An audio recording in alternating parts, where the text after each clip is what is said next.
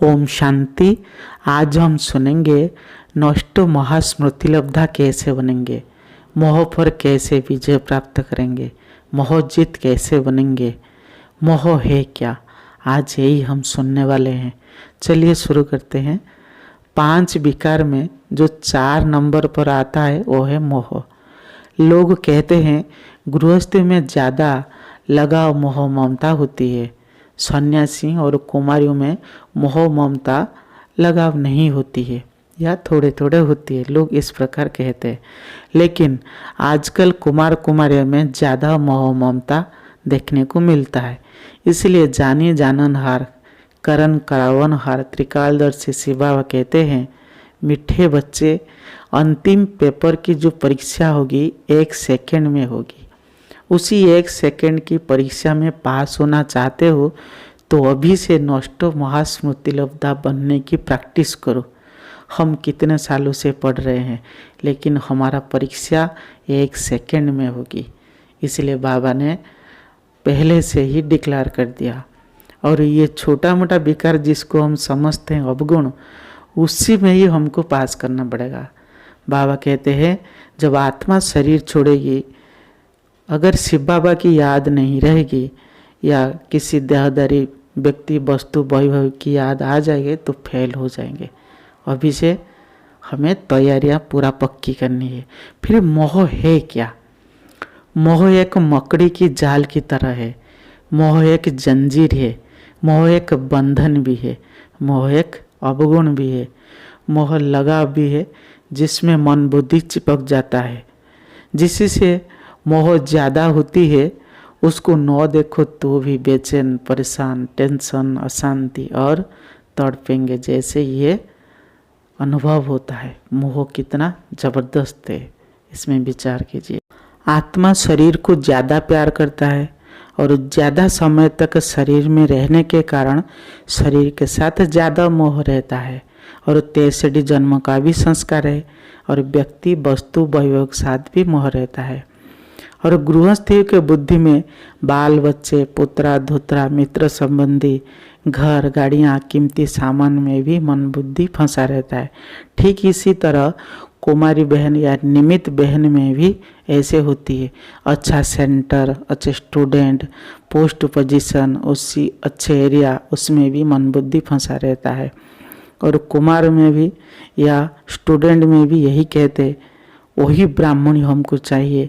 अगर वो नहीं रहेंगे हम क्लास भी नहीं करेंगे। वो बहन अच्छा था, ये बहन अच्छा नहीं है। और वो बहन जो था हमसे अच्छी तरह बात भी कर रहे थे, टुली प्यार से खिला रहे थे, हमको पूछते हैं, लेकिन ये बहन हमसे बात भी नहीं कर रहे। इसी तरह कहते बाबा कहते बच्चे तुम रॉयल बुद्धू हो, जैसे ऐसे कहते बाबा मुरली में ऐसे कहते। चाहे जैसे हो, सबके मोह सबको बांध दिया है। मान लीजिए आपके गले में एक सोने की सुंदर कीमती वाले चेन पड़ा है, क्या आप निकालना चाहेंगे? नहीं ना। अगर आपने निकाल भी दिया तो आप क्या करेंगे? अपने पास ही रखेंगे, क्योंकि कीमती वाला है। ठीक इसी तरह हम लोहे की जंजीर को तोड़ दिया, अति सहज है। और हम क्या कहते हैं, वो नास्तिक है, अज्ञानी है, लौकिक है, उनसे नाता हम तोड़ दिया। लेकिन सोने की जंजीर को तोड़ना नहीं चाहते, अर्थात जो अलौकिक परिवार में, उसको तोड़कर फिर हम अलौकिक परिवार में मन बुद्धि फंस गया है, उनको हम जल्दी भूल नहीं पाते और भूलना भी नहीं चाहते, क्योंकि सोने की जंजीर है।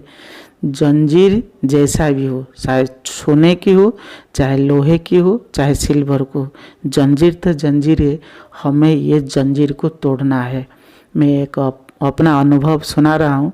मैं जब ज्ञान में नए नए आए थे, मुझे 5-6 साल हुआ था ज्ञान में। और एक बहन मधुबन में आकर सभी जो सेंटर पर इंचार्ज बहन थे, सभी बहनों को अदली बदली कर दिए। फिर चारों तरफ लड़ाई झगड़ा, रोना धोना, गाली गुलज 4-5 महीने तक चली। ये सब देखकर हैरान में हो गए थे, क्या चल रहा है? सब तो ठीक ठाक था, फिर ये बहन ने चेंज क्यों किया? ये सब हम सोच रहे थे, ये तो गलत हुआ। फिर जब मुझे ज्ञान में मजबूत हुआ, फिर मुझे पता चला बाबा क्यों कह रहा है नष्टो महास्मृति लब्धा बनना है, क्योंकि उसी सीन को देखकर मेरे बुद्धि में सब याद आ गया। फिर अच्छी तरह मैं समझ गई वास्तव में मोह क्या होता है। वो बहुत बड़ा दुश्मन भी है, जिसको हम समझते हैं छोटा मोटा है, अवगुण है, लेकिन बहुत बड़ा दुश्मन है।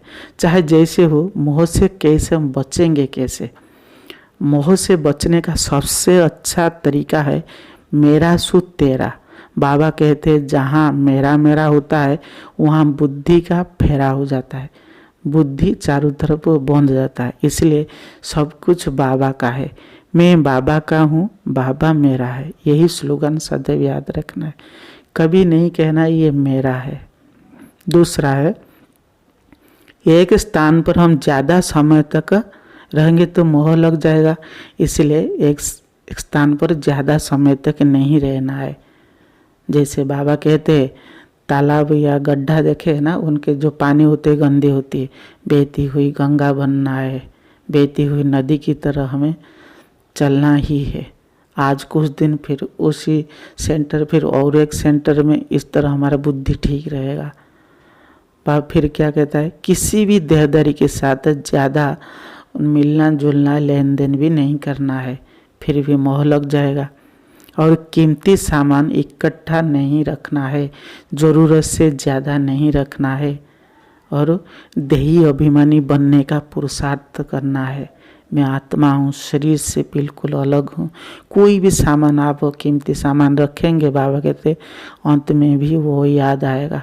किसी के सामान भी अपने पास रखेंगे, वो व्यक्ति भी याद आएगा। और एक बाबा के साथ सर्व संबंध हमें जोड़ना है, और सर्व संबंध की रस एक बाबा से ही लेना है, और सिंपल और सैंपल में रहना है, और ये बनकर दिखाना है जैसे बाबा मामा। याद की यात्रा की रफ्तार को बढ़ाना है, चेक करना है मेरा बुद्धि कहाँ कहाँ जाती है, और जहाँ जाती है वहाँ हमको तोड़ना है और चेक करके चेंज करना है। और मधुबन में एक साल में ज़रूर एक बार ज़रूर जाइए, और 15 दिन 20 दिन 1 महीना तक रहकर वो मोह से तोड़ने का एक सुंदर अच्छा तरीका है।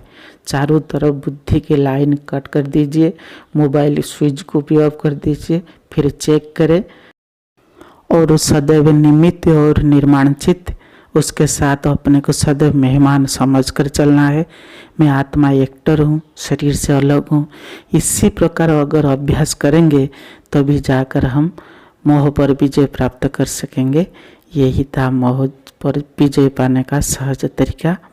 प्यारे भाई बहन, कमेंट बॉक्स में ज़रूर लिखिए, मेरा बाबा, मीठा बाबा, प्यारे बाबा, भोले बाबा, ओम शांति।